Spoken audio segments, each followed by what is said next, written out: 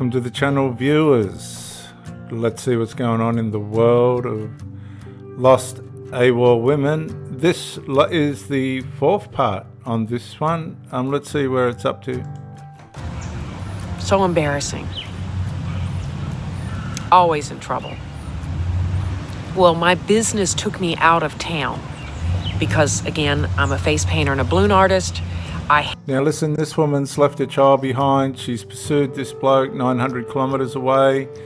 The bloke lived near her parents, so it was a calculated move. The daughter wouldn't go. Children don't want anything to do with these kind of things. His children didn't particularly like her. The daughter then had an opportunity to move with her. She wouldn't do it. She did come and visit. Now she's found a way, after she's starting to devalue this bloke within a month, for whatever reasons that I don't think jumped out in front of her. She's just had a change of tune. Now she's going to say that she had to go away for work. Had events 900 miles away back in Florida. I make a lot of money when I go do those. You know, I might be gone a weekend and I make a lot of money, more money than he makes in a week. You know, so I work very hard, 2 or 3 days, and I make a good amount of money. So I went back. I'll fast forward to our first. So she's gone back to recalibrate. She's gone back to reflect on what she's done. She's gone back to see where she stands with the daughter. Again, kill 2 birds with 1 stone. She's also going to make some money. A very convenient move, given that she's starting to come to her senses. She's given herself room to reflect, think, and work out what she's done. She knows what she's done. It's not whether this bloke's a narcissist or not.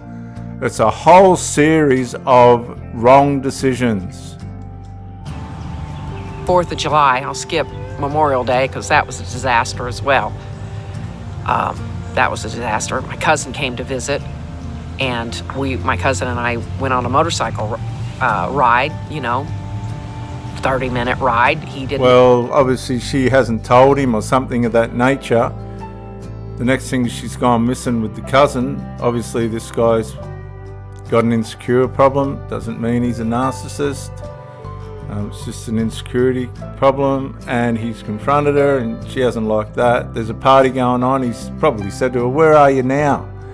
He's obviously become aware that the house of cards is starting to fall. I rode motorcycles, and, he got a motorcycle ride, and we hadn't seen each other, so we went, on a little ride. I get in trouble for that. And obviously she didn't let anybody know. Where is she? We've got a party going on. Oh, she's on a ride with, why didn't she, You can see how this is all falling apart. It's not whether this guy's a narcissist or not. Get told that I am not allowed to leave, that is not the way you host a party. In other words, she was told she was being rude, and she didn't like it. To me, there was a lot of people there and everybody was having a good time. I just left for 30 minutes to go on a quick ride. We come back, we eat, we socialize, but I got in trouble over that. And I bet she didn't let anybody know. She's just taken off. You can see it. And reprimanded. And so that was that. But, so I had all of this. I knew that something wasn't right. This was not the life I was supposed to have. I never experienced anything like this with anybody. So then... Yes, she has, because she's been divorced once prior to a second marriage, of which her husband drowned in a scuba diving accident. And she's gone into this she put all her eggs in one basket. She's even kicked the baby bird out of the nest, left her behind. Don't tell me this woman didn't know what she was doing and what was going on. She's been married twice. She's not ignorant. And 4th of July came and I went out of town to go visit. Well, I had a big event, 4th of July. So I packed up my car and went. Now, mind you, I was talking to him the whole time on the phone. And I want you to know that because he couldn't control me and I would not behave, I am somebody who's very strong-headed. Well, she's saying she's very strong-headed. Well, given the storyline so far, I'd say the opposite. I'd say she's determined. I'd say she's pretty weak-willed by her reactions to what this guy is apparently treating her like. And I'd say, right, given now that she's coming into the narrative that she's hot-headed, this is well into the devaluation stage for her towards this relationship. Now, she should be out. She should have been well and truly out. She should have been out when she realised the guy was living with his mother. How would you like it, editor, if you met a bloke and he was still living with his mother? No good. Yeah, well, she ignored that. She's left the daughter behind last year of school. Come on, and she's using this narrative as the man being a narcissist as a means of watering down her determination and lust to make this relationship work. It was never going to work. I am. So... No, you're not. You're not hot-headed and all that at all. You just said you're on the phone to him non-stop, blah, blah, blah. No. Like that. He did not like that about me. He didn't realize that I was that way. I would not let him into my bank account. He didn't like that. He did not like that. And I mentioned in the last video, men don't give a crack about ladies' bank accounts, usually. Honestly. And if he did, that's pathological. That's not narcissism. That's pathologically a whole different. That is something else, right? It's worse than narcissism. If somebody's forcing their way into trying to get into your bank account, that's a thief. That's just someone that's going to sort of run you over. And once I got there, I started realizing how much he was interested in my money. We'd go shopping together, go to stores, and he was always acting like a child. He wanted this, he wanted that. Like a 12-year-old kid going through the store. Oh, I want that. Oh, look at that. I'm like, dude, if you want it, buy it. You don't see me walking around telling you what I want. If I want something, I buy it. Now, two things here. She knew he had no money at this point. She knew he had no money. She continued on with the relationship.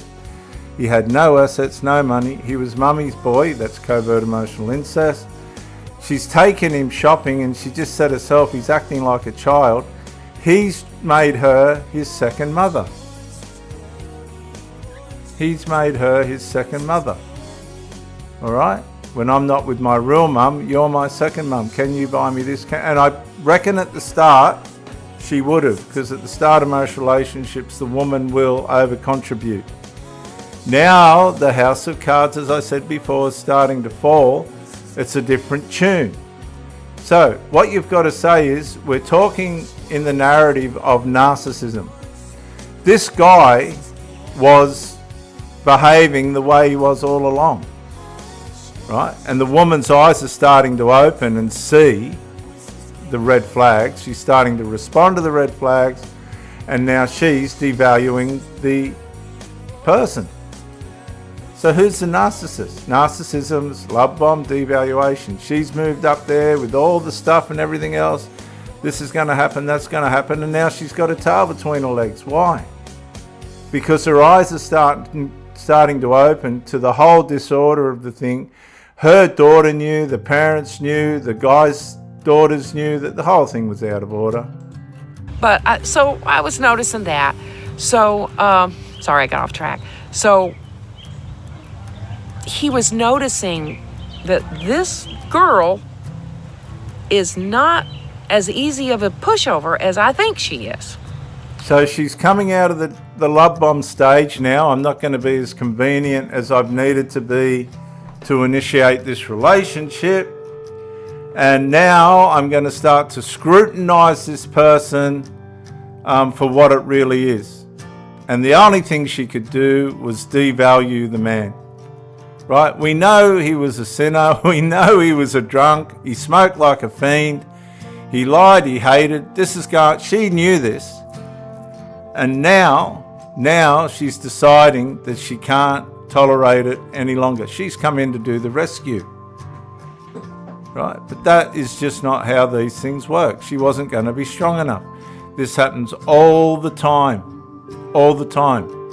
And her only way of justifying her own actions is that he was a narcissist. She wasn't a narcissist. He was somebody that obviously, if she's telling the truth, and I have no reason to doubt her, he wanted more of her money. Well, she knew he had no money.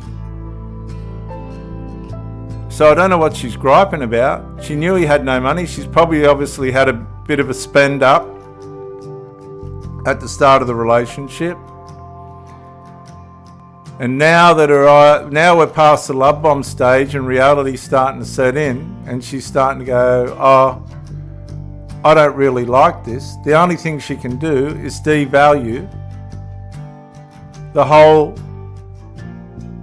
environment, the whole relationship environment. She's devalued the daughter. She hasn't listened to the parents. She's not getting on with his children. He's a fiend.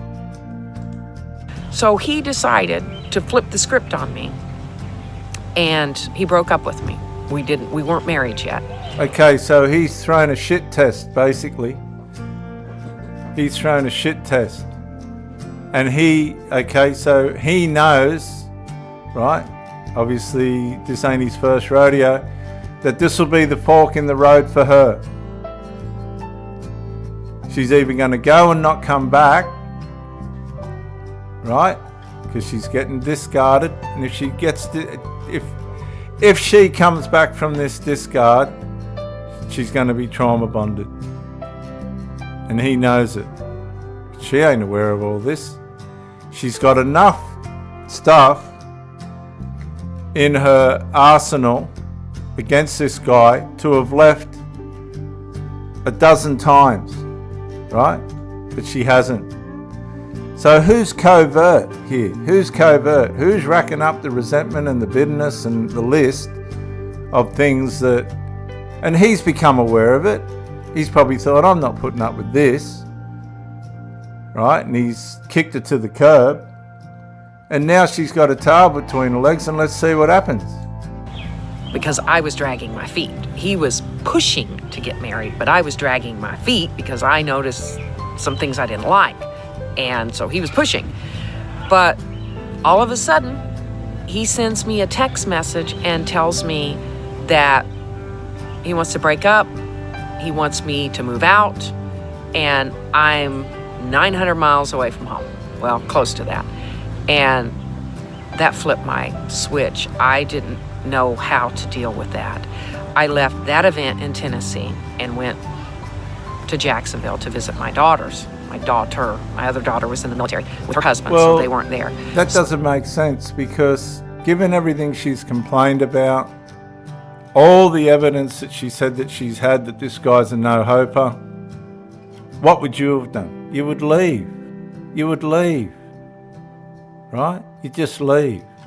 Now let's see how she escalates this story to get the hatchet into this guy. So I visited my youngest daughter. I was such a mess. I was a wreck. I was on Facebook and I saw I had just gotten into town. I slept, next day wake up and I see him on Facebook. And he's at somebody's house having a 4th of July party, and there is my camper. My camper at their house.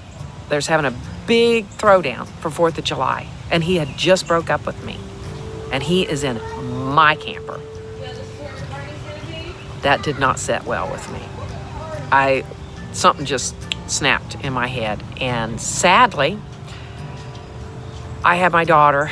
God, I'm so embarrassed to have to tell you the things, but I do that so that you will understand what a narcissist does. And if you are anywhere... Well, guys, I have to argue, who is the narcissist here? Right, this guy's just a player, he's just a grub, right? This is where it's all wrong. He's kicked it to the curb, they're separated. That's it. You can label the guy whatever you like. Doesn't matter. So let's see what's going on here.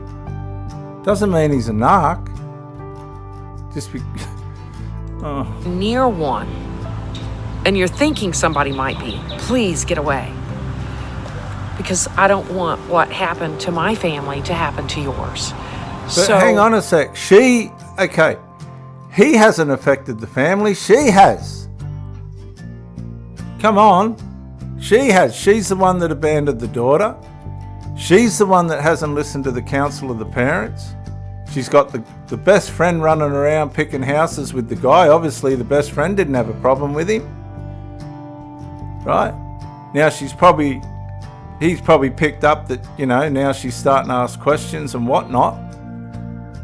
And he's running around in her camper van and on a motorbike and all the rest of it. And I'm sure when she gets back, he's going to say thanks for that. But let's see what happens.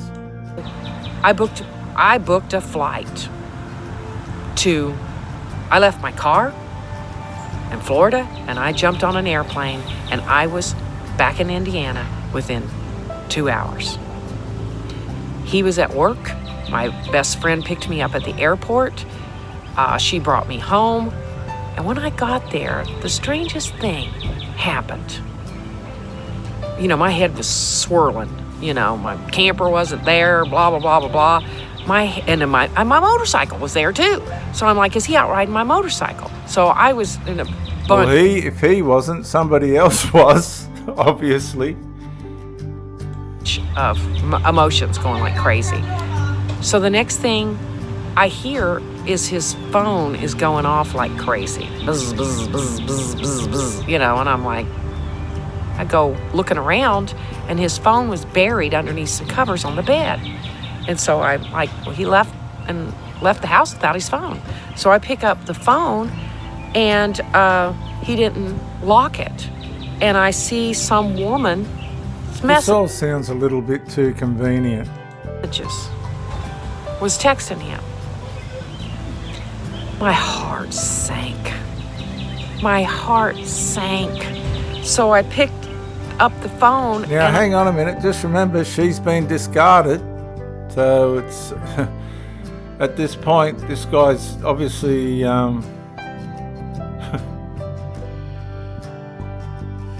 taking it upon himself to jump the fence real quick. I start... Because he's a player. Reading the messages. I got sicker and sicker and madder and madder and sicker and sicker.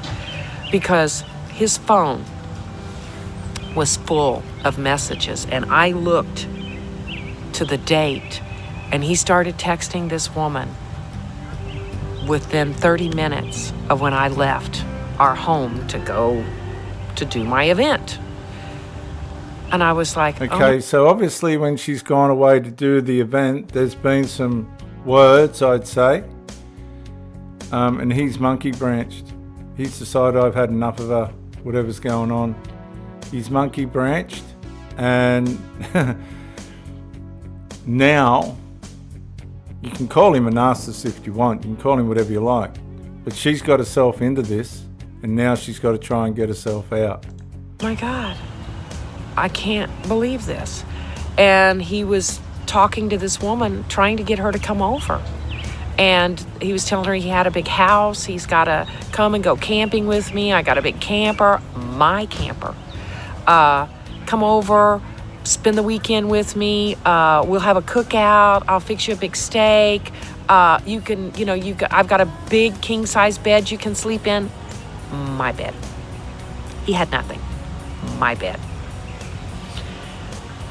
My brain was fried.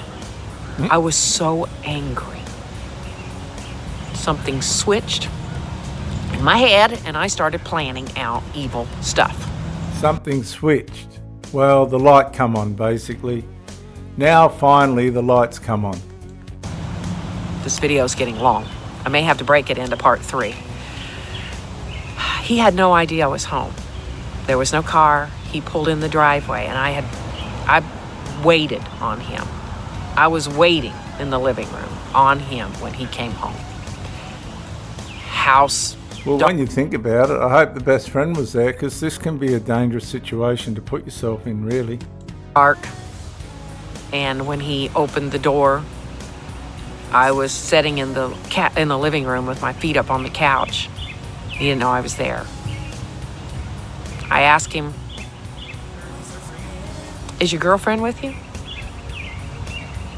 How did you like your camping trip with your girlfriend?" I scared the bejesus out of him. He did not have any clue that I came back into town and caught him. But sadly, I didn't leave.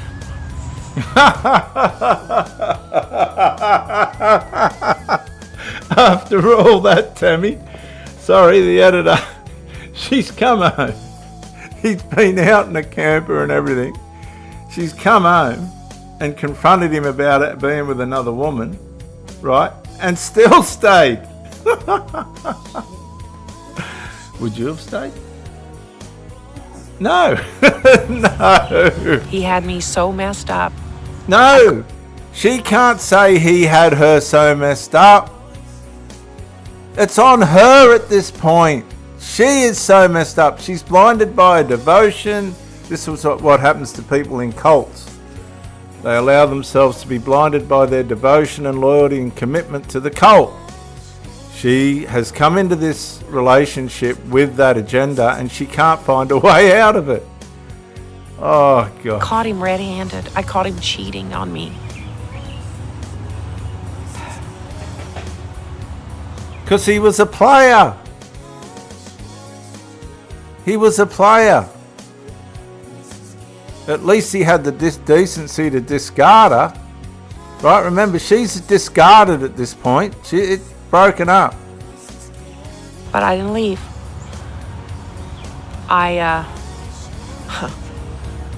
Sadly. No, not sadly. Stupidly. Flipped it around. I showed him the phone. He denied everything. It's funny how that's a narcissist, okay? If you want to know what a narcissist is, when you show them proof and they are still lying to you, telling you that what you see is not truth.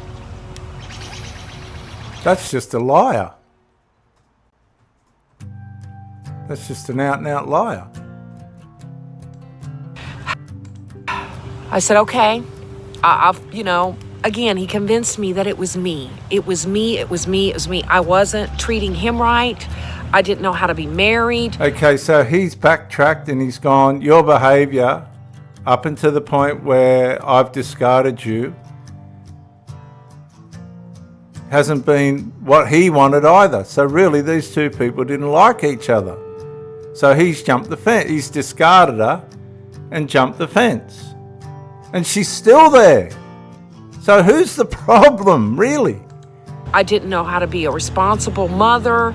I didn't know how to give money into the finances and take care of a home. It was all me. So No, it wasn't all her. He was just saying this is your side of the problem. We know what his side was. She can't be a responsible parent because she left the daughter behind and she knew it. Obviously, his children didn't like her either. This is just the most toxic situation you can find yourself in, but she just won't go. Guess I believed that it was me, that there was something wrong with me. Well, she had to. She had to, because there was something wrong with her. She left a daughter, 18-year-old daughter behind for this bloke on her last year of school. Can you imagine anything more traumatic for that daughter than this? Yes, there was something wrong with you, lady. Oh, I agreed. And within 2 days, we were married. Oh my God. So all this has happened, editor, and within 2 days they were married.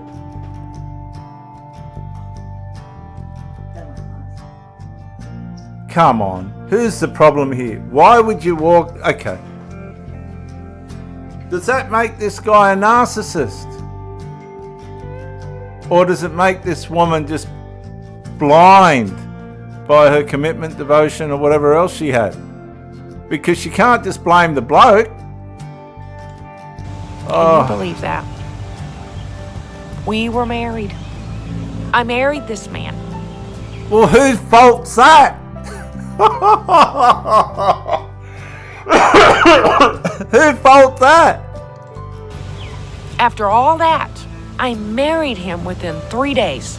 So whose fault's that? Not his. He's just rocking on. He's just doing his evil stuff. Right? Oh, come on. It's horrible. We had a ceremony by the river, or by the fire, by waterfalls. And we went off on a trip on our motorcycles, to a French Lick, Indiana, to a big hotel down there that I paid for. Well, don't have grudges about it, lady. You you were in on it. Is that his fault?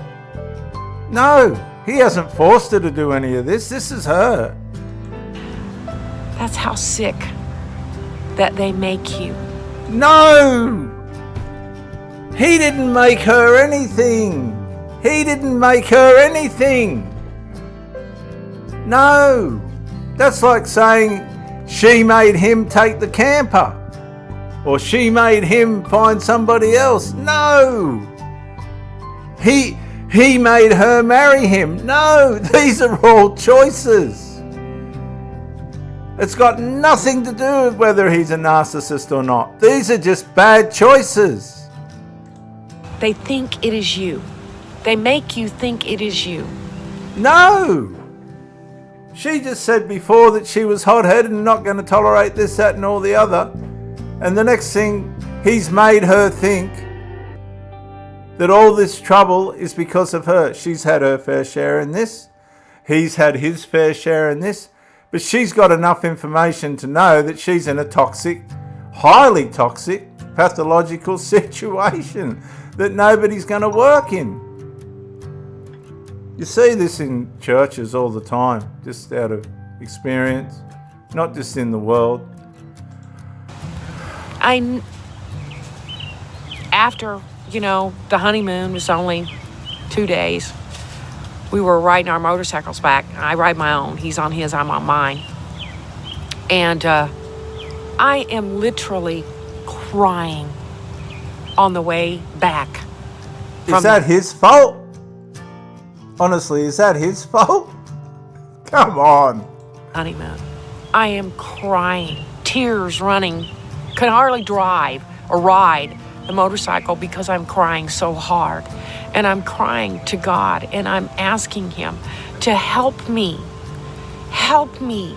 Jesus, help me. I know this isn't right, but I can't help myself. Right? Okay. There you go. There you go. Come on, honestly, let's get down to the nitty gritty here. Who has the problem here? Her lust has completely blinded her. She's gone in so deep, she can't find a way out. Now she's on her knees crying to God. It's the same old story. Help me get free. I was crying over my daughters. I was crying over the loss, my relationship with my children. Who caused that? Not him. She said herself, she left that daughter behind. She left the daughter behind to pursue her lust. It's got nothing to do with him. It was her choice. I was crying because I would lay down my head at night. I'd lay down my head every night and cry over my daughter. But I was helpless to help myself. That's nonsense, because she said before that she can help herself. She's hard-headed. This is how lust deceives. She was completely self-deceived. And now there's a glimmer of light showing her how far down the rabbit hole of her lustful pursuits she's gone. This has got nothing to do with whether the bloke's a narcissist or not. He could have been a pathological killer, right? It wouldn't have made any difference. These are her decisions. But I want you to know that God answers prayers. He answers those prayers when we cry out to Him. I had been His daughter. I had been a daughter of Christ my whole life. Well, it didn't make any difference when it come to lust, and I had to deal with this for years and years with people. You'd see the pastor taken off with the praise and worship leader, or somebody was jumping the fence somewhere. It's just a typical case of deceived by lust. It's got nothing to do with this bloke being a, pathological killer or a drunk or a person that smokes like a fiend or a drug addict or some simple person. It's got nothing to do with that. She was determined to follow the pathway of her lust. She saw all the warning signs. She's admitted it over and over again. She even went so far as allow it to cause her to abandon her child. It's absolutely got nothing to do with the other bloke. These are her choices, and she, to some degree, I think, has taken responsibility of it. But now we've got God caught up in the middle of it. You know, come on. He was the lover of my soul. He helped me go through things and walk through things that most people could not walk through. He walked me through the death of my husband and the grief and all of that. I had a testimony through that. I would have never dreamed that this would happen to me. But it did. Well, you should have. If you're a Christian and you listened to what the person behind the pulpit was saying, surely you would have been aware about the deceitful lusts and your sinful nature. Surely. I mean, just common moral sense. Without religion tells you that you've got to be real careful who you get mixed up with. See how it's not adding up? The term narcissist is thrown around like it's some kind of a joke. The only person at the end of the day this person's got the blame's not the bloke. It's herself. Because he gave her all the warning signs and she chose to ignore them. And it's not the end of the story. Oh, so God. I share this with you to let you know there is hope. If you are in this, please cry out to Christ. No, please wake up to yourself, right, and make sensible decisions. Don't be deceived like cult members and these other people by your blind devotion and commitment and determination to make things happen out of lust. Right? Going around labelling people as narcissists and all the rest of it ain't going to change or justify anything. He was just a sinful fiend that she decided that she wanted. And then when the light came on and she realised, oh, I've made a mistake, all of a sudden he's a pathological narcissist. That's not good enough. And this is what's going on through the divorce courts and all the rest of it. And if you sit and do the homework, she made the wrong choice. He wasn't what she wanted, and she knew that well before she married him. She tells you. So how's that his fault? He hears you and he is close to you. He will lead you. He will help you. Don't ever think that he's abandoned you, because he has not abandoned you. He'll never leave you or forsake you and all this sort of stuff, but she's not taking it. She's got to stop. She's got to stop. Right, because she's misrepresented the whole thing. This has completely got nothing to do with the other bloke. It's about a woman that's determined herself, right or wrong, against all counsel, to the devaluation and discard of a child, to go after this bloke, and she's put herself in a pit, and now she's saying God got her out of it. She made a mess for everyone, including herself. There is no place that you can go that is far enough away to get away from Christ, to get away from Jesus. You can't go that far. I was in the middle of Australia at Ayers Rock. It's in the central part of Australia. Ed LaRose, I think his name was, he used to carry a cross around the world, and he's come to the Central Coast, New South Wales, Australia, and the church decided that we're going to go to Ayers Rock, which you can't climb anymore. Hang on. There's a quick picture of it. It just sits out in the middle of Australia. You can't climb it anymore because the Aboriginals have declared it to be a sacred place, Uluru. And so Ed LaRose has come with his cross, and they've pulled it apart and put it in two halves, and I carried the first part of the cross to the top and then come back, these people honestly, and carried the second part of the cross to the top, and they put it together and stood it at the cross and the top of the Ayers Rock and prayed over Australia and all the other rest of it. For me, I would have thrown the thing off the side, but no, they wanted to carry it back. By the way, there was a Chinese woman in snakeskin high heel shoes that climbed the side of that rock. Now, people have fallen off it and died. There's plaques all around the bottom of it.